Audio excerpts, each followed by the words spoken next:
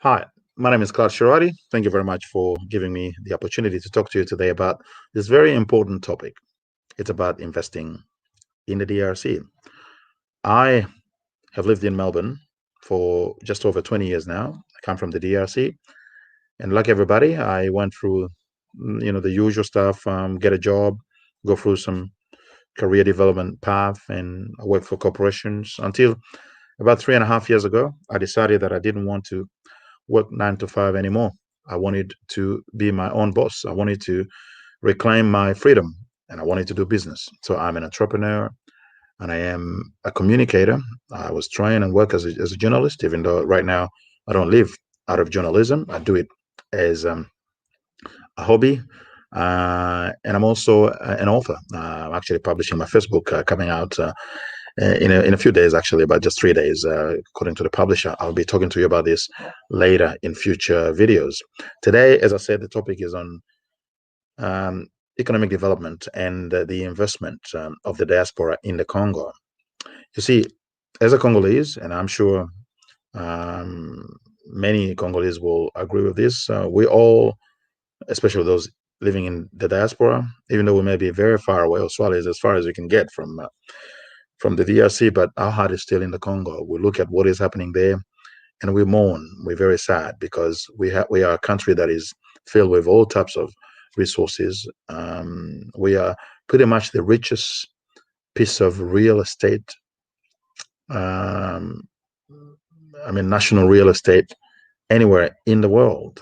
We got everything in the Congo, but unfortunately, we're missing one very key thing, which is the ability, the capacity to develop the resources that we have. That has been lacking for many years.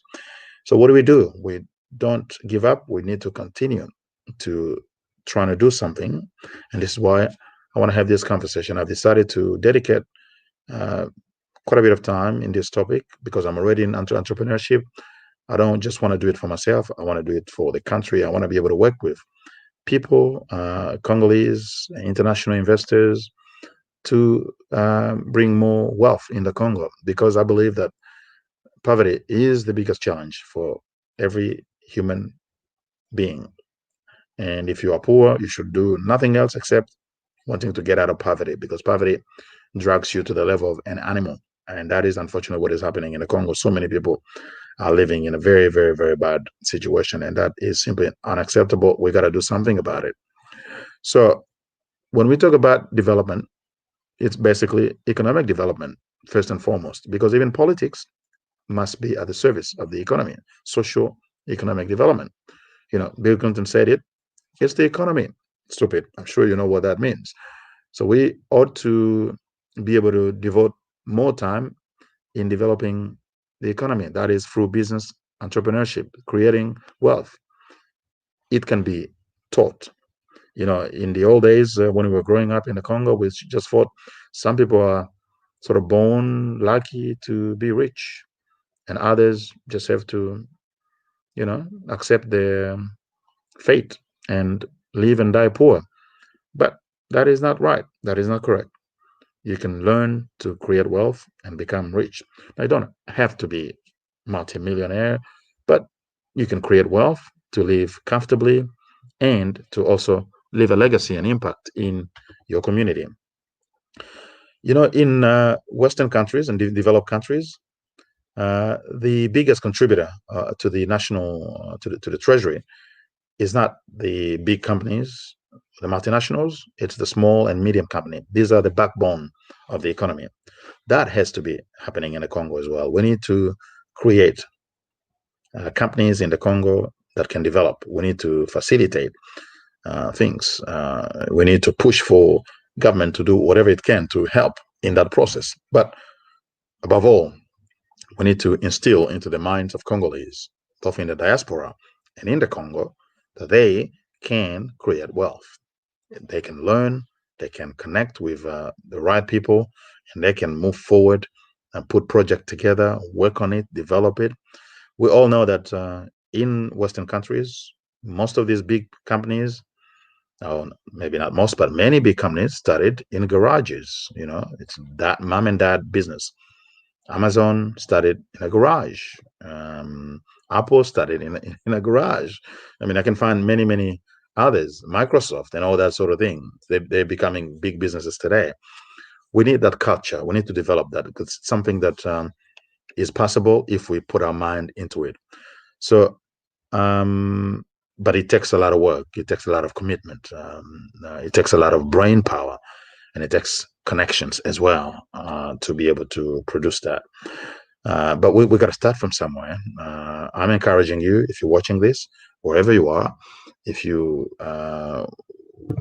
want to be able to really contribute to in a very significant way to improving lives in the Congo, you can do so in many ways, but entrepreneurship and business and going and creating companies that not only create wealth, but also contribute to that creation and encouragement of a business mindset will be a very good thing.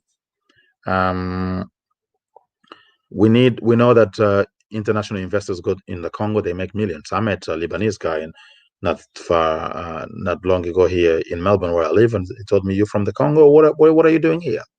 I was in the Congo and I made millions, and I had to leave. Anyway, he didn't tell me why he didn't leave. He had to leave. Maybe he was involved in something fishy, but anyway, that's another story. But the idea is that Congo is so full of resources, but everybody is making money out of the Congo, except the Congolese themselves, and obviously the politicians are making a lot of money because they are corrupt. And I'm even surprised that in the Congo we actually don't have proper millionaires, people who make millions out of their businesses, legitimate businesses, who are not involved in politics or connected to some politicians, but who create businesses and develop them and make millions. We pretty much have none. I would love to know if we have any. I know there are people who have millions, even for example, some musicians, for example. But again, those are people who, they get their millions not in a very clean way, in my view. But that's another debate for another day. The idea that I want to convey is that we are one of the richest countries in the world, but we don't even have one single true millionaire in a great sense of the word. And when I say millionaire, it's not just about having 1 million, but several millions that people have built. I mean, they've acquired through businesses that they have built themselves. That is really something quite sad. We ought to be able to change this. It's going to take time, but the work needs to be started. And I would like to invite you, if you are in the diaspora as a Congolese, really to consider working with us, because what we've done is in trying to be practical and not just talk about these things and do them. Actually, we're building a network of entrepreneurs, professionals, both in the Congo, in the diaspora, as well as international investors, to try to channel more capital from the diaspora into the Congo, and also help to change the mindset when it comes to business and entrepreneurship in the Congo. That platform is called COBIN, Congolese Business and Investment Network International. I would like to invite you, if you are interested in business. And again, you don't have to actually own a business. As long as you want to be able to do business, you are employed, you have some marketable skills, you also may have access to finance at some point if you decide that maybe there's a project you want to partner with, because that's another way of getting into business. There are people in the Congo who are trying to do things, are changing a little. It's not all doom and gloom. It's not all negative. There is some increase in terms of business activity by Congolese and some diaspora going back, but it's still very, very minimal. But there are people who are doing things, and they are doing relatively well, but they lack additional skills and money to develop their business. So if I may be in Australia or in the US or in Europe, whatever, and I have money, I have access to finance, and if I see a project that is good enough, and I have a way to ensure that I can partner with the person and have some ways of controlling my investment into that business, then I can go for it. And what we're doing is through that network, being able to find mechanisms to enable the diaspora to invest in the Congo, even without actually being there. And we've got very good idea that we think may make a difference in that area, because there are a lot of reasons why the diaspora investment may have not always been successful. Many of us, including myself, we've tried before and we failed. But just because we fail once doesn't mean that you're always going to fail.